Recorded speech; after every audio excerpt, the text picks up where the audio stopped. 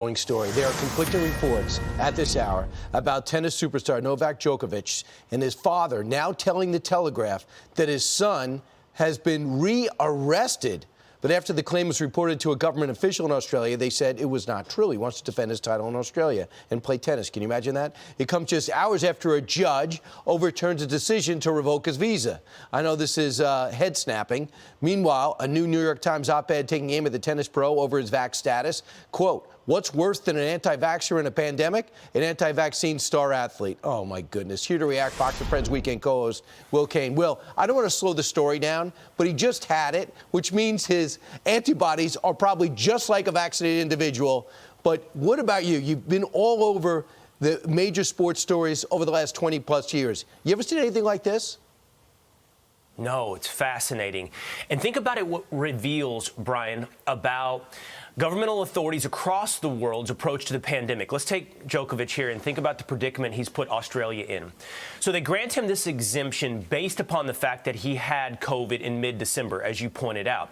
The judge releases him into Australia, but according to their concept of due process, the immigration minister can still revoke his visa. We'll find out if that's already happened, as you pointed out. The reports he may have been rearrested.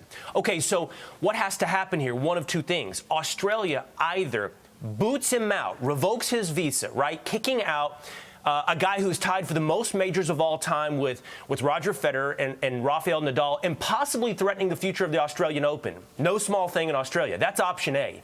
Option B is recognize natural immunity, admit that an unvaccinated person is not a public health threat to Australians, and let him play. That's a no-win situation for the authoritarians. Either Australia turns out to be, reveals itself to be a fraud, Brian, or they reinforce that they are, in fact, tyrants. I don't know what they pick, A or B, but it's a no-win option for Australia. How about they evolve as a country and stop doing their China impersonation and start letting their people live?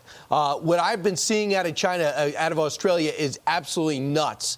Now, the New York Times is all pro-Australia and clamp-down, crackdown. Quote, the Australian Border Force did what sports bodies are failing to do, say no. If athletes don't like restrictions imposed on the unvaccinated, they could just get a shot like millions of others, a privilege that millions more are still waiting for.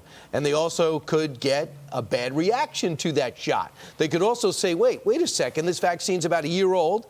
I look at my body as a temple, well, like most Americans, and I'm not comfortable with it. Now we're judging everyone on this. So welcome. The tennis world has now come to our dining room and kitchenette. These are the arguments and the conversations we're all having, Will. So the New York Times, I don't know that they are pro-Australia, Brian, but they are pro-authoritarianism. The concept of journalism used to be to speak truth to power. Now the concept of journalism is to take power and speak it back through a megaphone to the people.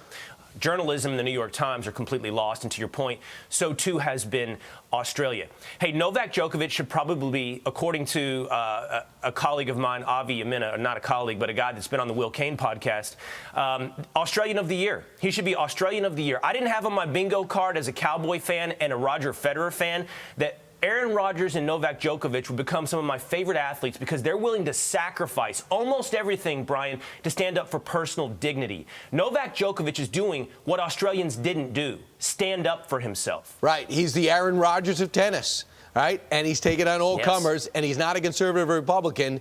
He's just a person who wants to make his own decision about his health. Thanks so much, Will Cain. Appreciate it.